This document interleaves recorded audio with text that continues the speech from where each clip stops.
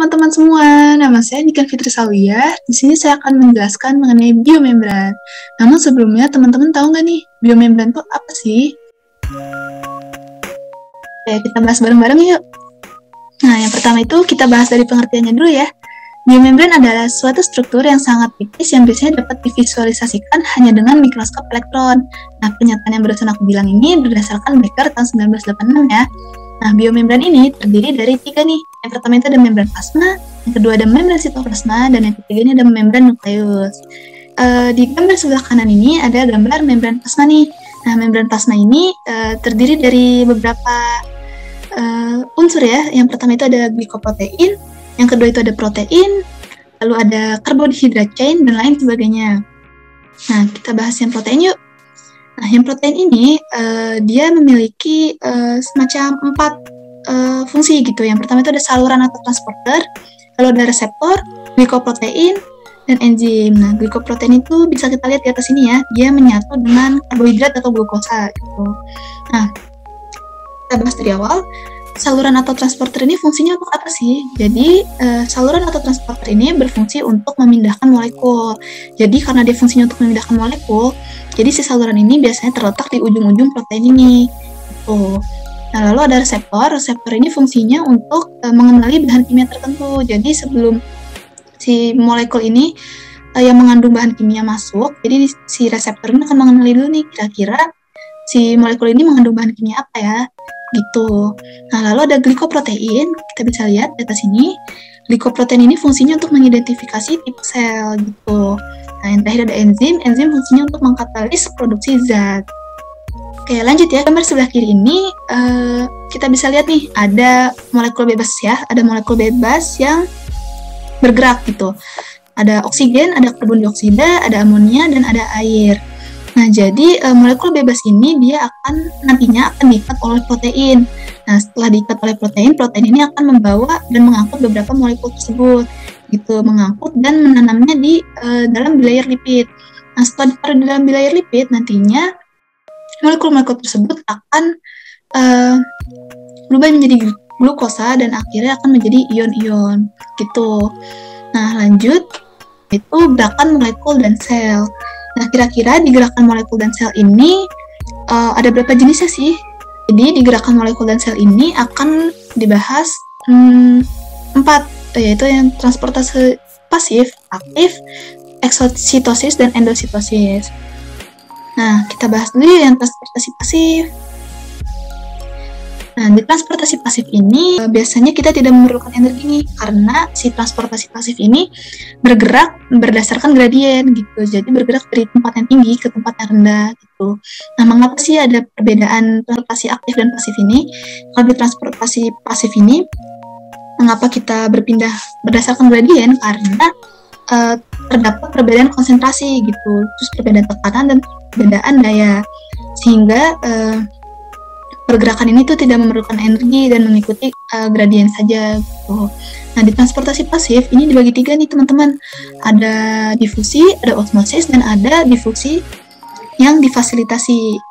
Kita bahas dulu yuk yang difusi. Nah, teman-teman bisa lihat ya, kalau misalkan di difusi ini ada air dan gula. Jadi bisa kita bayangkan kalau misalkan gula ditaruh di dalam air, jadi si molekul gulanya ini seiring berjalannya waktu akan bercampur dengan molekul air gitu. Nah, kita bisa lihat nih bahwa molekul-molekul gula tersebar merata gitu di molekul air.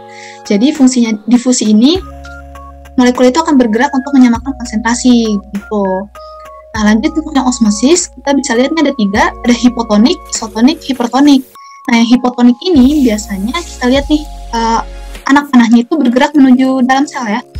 Jadi buat yang hipotonik ini, solut di dalam sel itu lebih besar daripada yang di luar, sehingga pelarut yang dari luar akan masuk atau akan mengalir ke dalam sel gitu. Nah, untuk yang isotonik kita bisa lihat anak panahnya masuk dan keluar. Jadi solut yang ada di dalam sel dan di luar sel itu memiliki konsentrasi yang sama ya, sehingga pelarutnya itu akan masuk dan keluar gitu. Nah, untuk yang hipertonik kita bisa lihat bahwa anak panahnya itu menuju luar, mengarah keluar gitu. Jadi solut yang ada di luar sel lebih besar daripada yang di dalam, sehingga cairannya akan mengalir dari dalam keluar sel gitu. Nah, lanjut untuk yang ketiga, ini ada difusi yang terfasilitasi. Kita bisa lihat kalau misalkan di sini ada molekul-molekul solut. Nah, biasanya untuk difusi yang difasilitasi ini dia dibantu oleh transport protein, di mana transport protein ini sebagai semacam gerbang gitu. Jadi si molekulnya ini bergerak masuk ke dalam transport protein, lalu akan terlepas ke luar gitu. Nah, transportasi pasif sudah, kita akan pindah ke transportasi aktif. Nah, di transportasi aktif ini, teman-teman bisa lihat ada 3 gambar nih. Nah, kira-kira bedanya apa ya sama transportasi pasif? Nah, bisa kita lihat kalau misalkan transport aktif itu kurang lebih lawannya dari transportasi pasif. Nah, bisa kita lihat contoh sebelah kanan. Ini ada pompa natrium dan kalium. Jadi, si kaliumnya itu berada di atas dan natriumnya itu ada di bawah. Nah, untuk yang biru-biru ini tuh bisa kita sebut dengan pompa ya. Jadi dia fungsinya itu memfasilitasi atau sebagai gerbang gitu. Nah, kenapa dia disebut transportasi aktif? Karena pada tahap ini membutuhkan energi nih, karena dia melawan gradien. Seperti yang kita lihat bahwa Na bergerak menuju atas, sedangkan kalau gradien itu kan bergerak dari atas menuju bawah ya. Nah, karena itulah kenapa ini disebut transportasi aktif, karena membutuhkan energi gitu. Nah, kita bisa lihat sebelah kiri ini ada endositosis dan exositosis. Kita bahas dulu yuk yang endositosis. Nah, kita bisa lihat kalau misalkan endositosis ini ada organisme, ada membran plasma, dan ada vesikel gitu. Nah, jadi buat endositosis ini dia bergeraknya itu ke dalam sel ya. Jadi si organisme itu masuk ke dalam celah membran plasma. Lalu membran plasma yang renggang akan bertemu pada tahap kedua ini, membentuk dan menyatu gitu. Ntar setelah menyatu, organisme ini akan berada di dalam sel dan berubah menjadi vesikel gitu. Nah, untuk endositosis sendiri, dia biasanya terdiri dari 2 bentuk nih. Ada fagositosis dan ada pinositosis. Nah, untuk fagositosis ini biasa sering disebut dengan sel makan. Untuk pinositosis ini sel minum. Nah, lalu setelah endositosis, kita lihat nih gambar yang atas, yaitu exositosis. Nah, exositosis ini kebalikannya dari endositosis. Jadi, exositosis ini bisa disebut juga dengan pembuangan sel gitu, karena organisme atau secretory vesicle yang ada di dalam sel ini bergerak menuju permukaan sel gitu. Nah, udah bergerak menuju permukaan sel, nanti membran plasmanya ini akan terbuka. Nah, sehingga secretory vesicle-nya akan keluar menjadi secretory product begitu.